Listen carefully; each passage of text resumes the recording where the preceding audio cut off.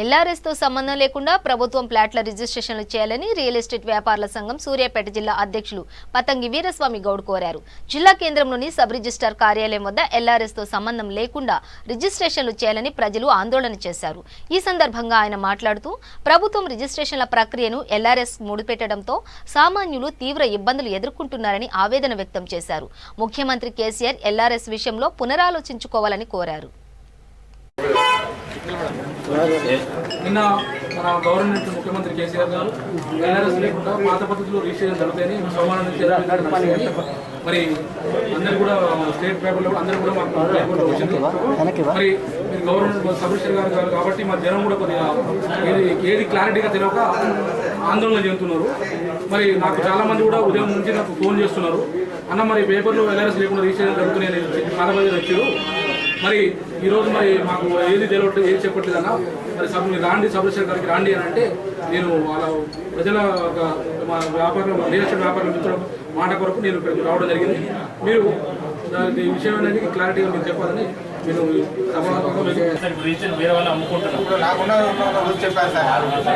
Rules చెప్పారు. మా 8/2020 నాడు మా గౌరవనీయ కమిషనర్ గారు ఒక లెటర్ ఇచ్చారు.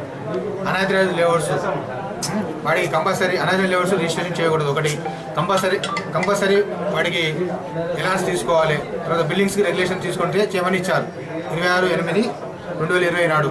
వాటికి మాత్రమే ఇప్పుడు రిజిస్ట్రేషన్.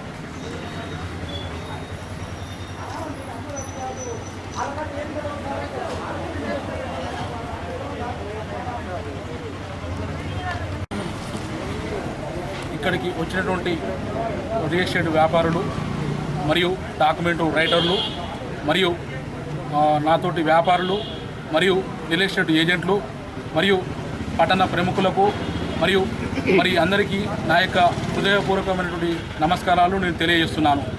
ఈరోజు గత 3 నెలల నుంచి కూడా రిజిస్ట్రేషన్లు ఆగిపోయి ప్రజలందరూ కూడా కరోనా వచ్చి ప్రజలందరూ కూడా తీవ్ర ఇబ్బందులతోని ఆర్థిక పరిస్థితులు ఇబ్బందుల పాలైనారు.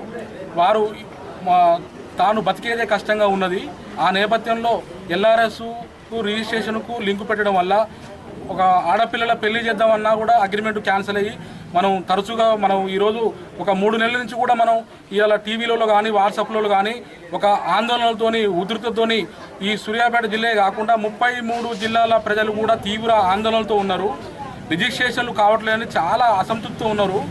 మరి మొన్న ప్రభుత్వం కూడా ఇక కోర్టు తీర్పు ప్రకారంగా పాత పద్ధతినే ఎల్ఆర్ఎస్ లేకుండా రిజిస్ట్రేషన్ చేస్తారనే ప్రకటనతో మొన్న శనివారం రోజు కూడా ప్రకటన జరిగింది.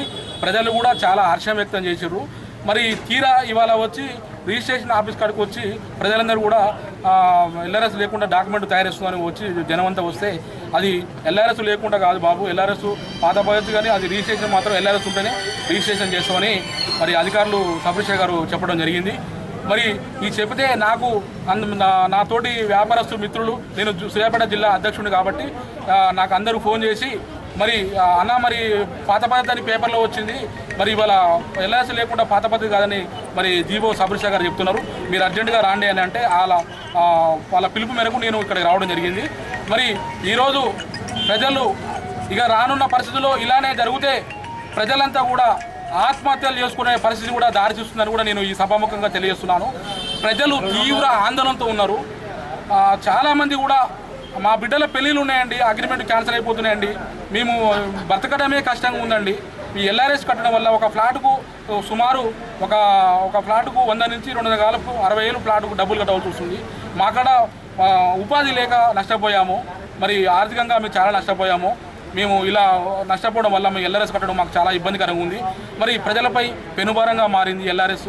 మరి ఎల్ఆర్ఎస్ అనేది ప్రభుత్వం ఒక్కసారి మళ్ళీ కూడా గవర్నమెంట్ ముఖ్యమంత్రి కేసీఆర్ గారికి దండం పెట్టి నేను చెప్తున్నాను. ప్రజలు తీవ్ర ఆందోళనతో ఉన్నారు. 33 జిల్లాల ప్రజలు కూడా తీవ్ర ఆందోళనతో ఉన్నారు. మీరు మంచి ప్రకటన ఇస్తారని మేము ఆశా వ్యక్తం చేస్తున్నాం.